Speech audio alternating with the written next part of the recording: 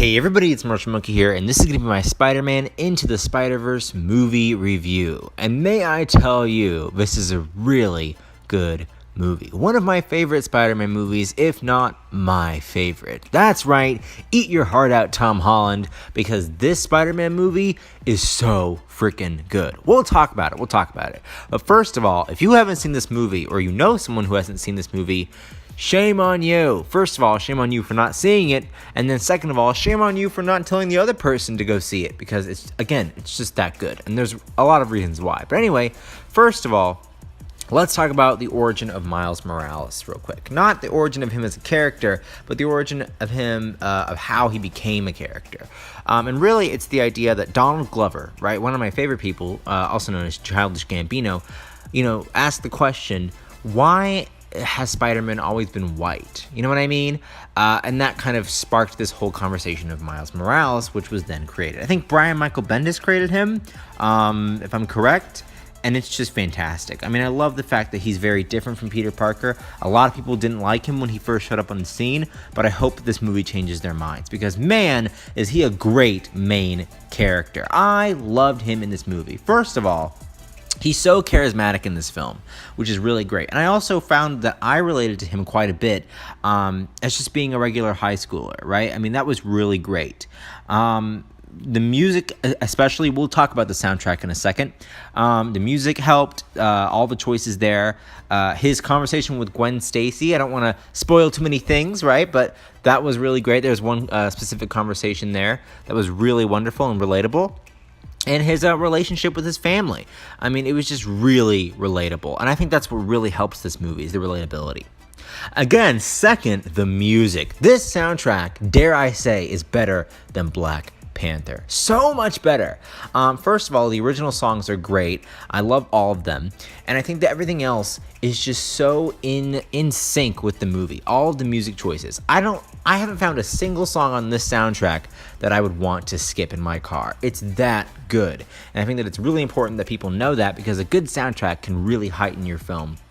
And that's what this one did here. Again, all relatable. It just relates to the current youth age, and I feel like this is a very youthful movie, which is just really fantastic. Now, the animation is also fantastic here, but one thing that I really loved about this movie, and I don't know if a lot of people really notice this, is not only is it animated like a comic book, but it really feels like you're reading a comic throughout the film because they put in comic book text in the actual movie. It's so cool, and that's what this is different. That's what makes this different than other animated comic book films, is that it makes you feel like you're reading a comic while watching it. It's so innovative. It's so great, and I can't believe somebody hasn't figured that out already. It took a while to get here, which is actually really crazy. But yeah, it's just really great animation style. It just looks wonderful. Now, as for the villains, we do have Kingpin, and there are some other surprise villains if you haven't paid attention to the trailers and clips and things like that. I know for sure that I didn't really know too many things about the villains in this movie, but when I saw them, I was like, oh, hello. It was a really nice surprise, which is really great. So you'll like the villain motivations here. And I feel like they're fair motivations. However, I also feel like we didn't get some of those motivations across because, we just didn't have enough time to. And I really would have liked it if we could have seen more scenes with Kingpin because there's a lot of motivations behind him. As for the Spider-Verse team, I could have used maybe 2 or 3 of them, but like 4, no thank you. I really just like Miles and Peter in this movie. Spider-Gwen, never liked her as a character in the comics, but she was really fun to watch here, and I think Haley Steinfeld did a really good job. I would love to see her all-female team-up spinoff that has been announced. It's just going to be really good if she's going to be in it. I really love this version of Spider-Gwen. However, for the rest of them, I don't think we need a Spider-Ham movie. He was very annoying in this film. I know that it's supposed to be a children's film as well, which is why they put him in here. I couldn't tolerate him. He was just so awful. The only person I really liked out of the other people were Spider-Gwen and Spider-Noir, which I'll gladly take movies for both of them, but leave Spider-Man out. We didn't need those many cameos. Now, as for Spider-Man in general, like as a brand in this movie, I feel like it's really well defined. From Peter Parker to, again, Miles Morales being brought into the spotlight, it really shows a different side of Spider-Man. And again, the Rogues Gallery. You know, I think other than Batman, Spider-Man has one of the best Rogues Gallery out there, so I think it was really nice for it to be highlighted here. But I'd like to see more of it. And I'd also like to see Miles in his own movie, you know, or even just him and Peter. You know, before all the cameos came in, you had a significant amount of time in the movie where it was only Peter and Miles. And I think that it was really nice, and it's more of like a duo film. I had a friend recently tell me, why can't comic book films be like a duo thing? You know, why do they have to be either solo movies or team-up movies? Think like the MCU with the Avengers movies and then their solo films, right? Why can't we have duo movies? Now, the last time we had a real duo movie was Batman and Robin. That was a terrible movie.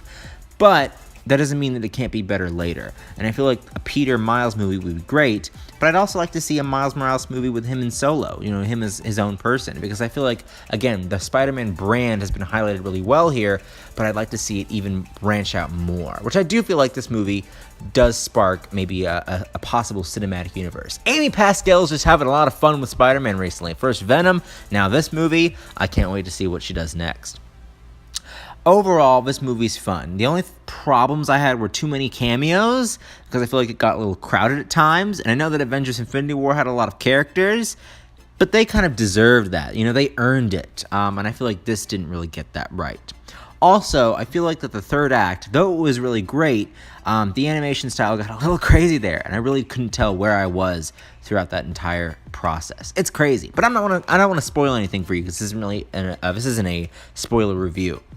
But overall, it's a really good movie, and I think that, again, the relatability factor truly brings out the best in terms of the youth and right now and how they feel about the Spider-Man brand. Sorry, Tom Holland, but you're going to have to work a lot harder to compete with Miles Morales. Other than that, again, movie doesn't really have that many problems, and there is a certain twist that I did find really interesting. If you haven't seen it, you know what I'm talking about. But what did you think of the movie? Comment down below. Don't forget to like and favorite this video, and don't forget to subscribe. And as always, I will see you guys later for some more videos. Bye-bye.